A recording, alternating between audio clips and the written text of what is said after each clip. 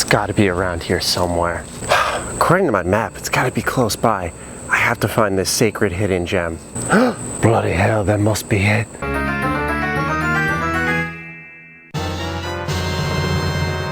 Salutations everybody, it is Matty here today, and oh my god, is this real life? It is happening! THQ Nordic has bought the IP for Kingdoms of Amalur. Look, I know some people may be thinking, I'm overreacting. Matty, it's not that big of a deal. But this is one of the most underrated gems of the last generation. I thought it was dead and gone, no chance of going back, and here THQ is, being the hero of the day. So I'm going to get into the news, the shock of this event, and then why you need to care about Kingdoms of Amalur as fans of RPGs. For starters, the brief news roundup by Eurogamer.com. Talk about mopping up, THQ Nordic has bought the Kingdoms of Amalur IP as well as the unreleased Copernicus MMO. The rights were bought from 38 Studios, the company belonging to former baseball star Curt Schilling, who was, along with his company, embroiled in a long and arduous court battle. After he defaulted on a loan from the Rhode Island state. What a state indeed. So that's it right there. They have bought the rights to the IP, but more than anything, why this is such a surprise is, as Eurogamer just briefly mentioned,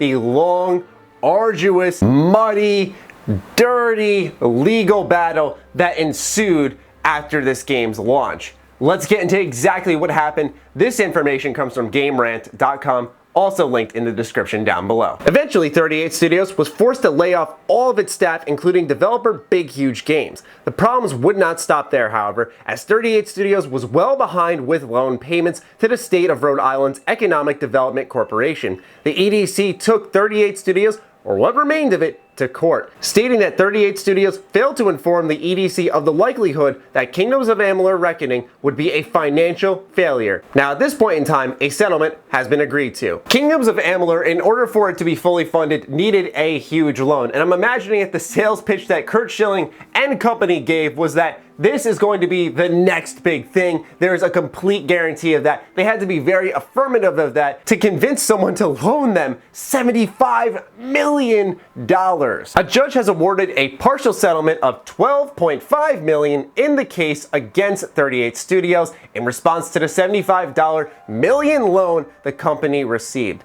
This follows on from a previous case against the developer, which resulted in a settlement of $4.4 million.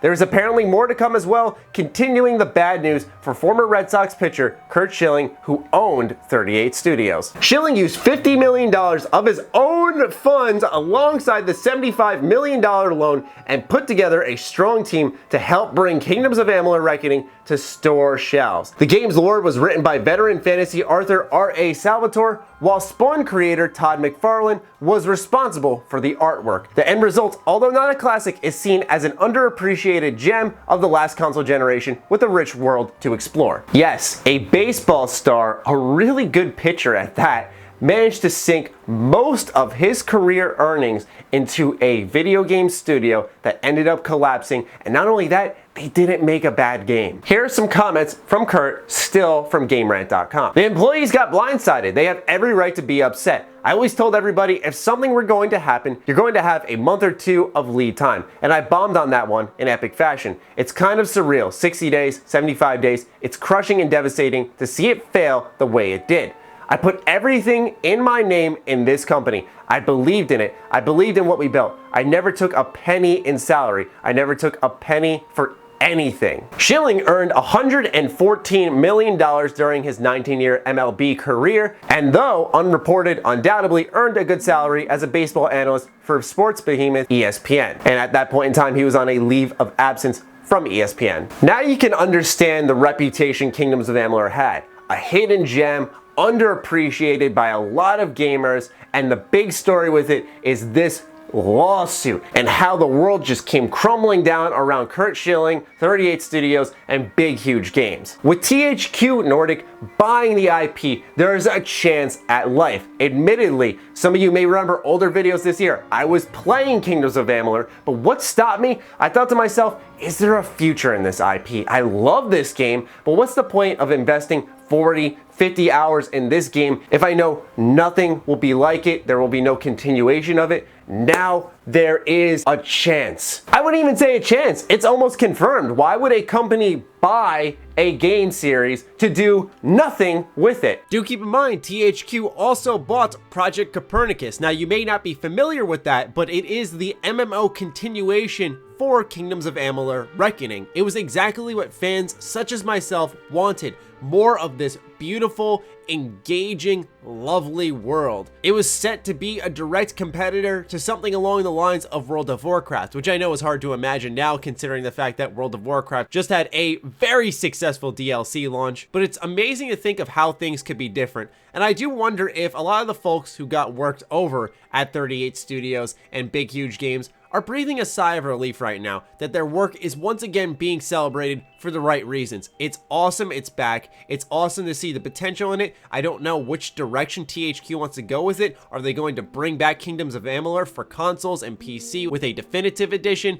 and then bring back the MMO to continue the series? Or will they make a sequel in general that is not an MMO for Kingdoms of Amalur? The opportunities are exciting to say the least. For those who don't know, THQ Nordic has historically bought these old IP that folks have thought were dead and gone, and then in turn have brought them to life. Red Faction Guerrilla, they're bringing back Time Splitters. Darksiders is still alive and well, amongst many other titles that were hidden gems that a small contingent of gamers really enjoyed are now going to have their IP saved. So Kingdoms of Amalur, in the scheme of things, is another entry in a very long list. Why should you care though? What's so special about Kingdoms of Amalur? Admittedly, one thing that really lent it some charm was the fact that this was a great game in general, which I'll get into in a second, but it's all this controversy surrounding it that really engulfed what was a game that should have been just talked about and a leading example for the industry. For a new IP at that point in the games industry around 2012, 2013, it was inspiring to see. It had ambition. It wasn't following tropes. It was very much trying to establish itself, and it boldly saw a future of its own. The writing was great. Factions, races, and so on were intriguing. Quests grabbed you. They made you want to continue exploring. Don't get me wrong, wasn't the best story of all time, but like I said, it was a enticing world that kept asking you to come back, explore it more, and it felt a little bit like a Bethesda Game Studios game or a CD Projekt Red RPG in the terms of exploring, finding new locations, and inside those locations were quests. Once again, a lot of this is important to have perspective of it being the 2012-2013 range, where, for example, games were often built in open world checklists. Climb the big tower, you get all the little collectibles on the map, chase down your waypoints, do whatever quests are in this allotted district, and then move on with your life. Kingdoms of Amalur was very much about walking around, seeing what was there, talking to people, uncovering information yourself. It felt different at the time, and as someone who has played it recently, it has aged very well. The best part about it though, I feel,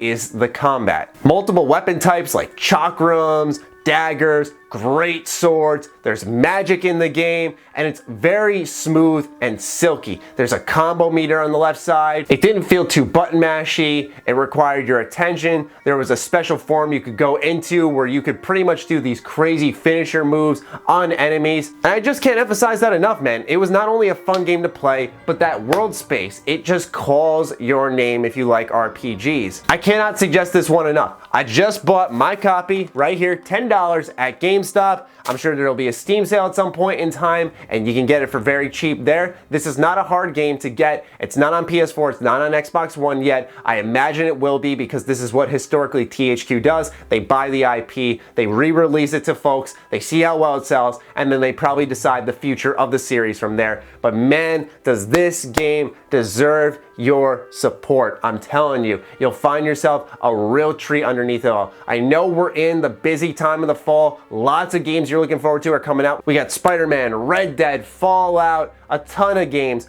But if you're looking for maybe like a little Christmas game or something along those lines, this would be it. Please, trust me on this one. You won't regret it. A lot of you guys have told me you've trusted me on my like Danganronpa, Persona, KOTOR, a lot of obscure games, a lot of popular games that maybe you missed. This is one you gotta add to the list, man. Kingdoms of Amalur, please do it. It is a really good time. So I hope you enjoyed it. If you are one of the people like me who love Kingdoms of Amalur, fire away in the comments down below. Let people know how damn good this game is if you agree. Other than that, be sure to follow me on Twitter, like me on Facebook. Those links are in the description down below, along with my Patreon. Do consider supporting that as it fuels all the content I create here. Stay sexy, stay active. I love you all. Peace.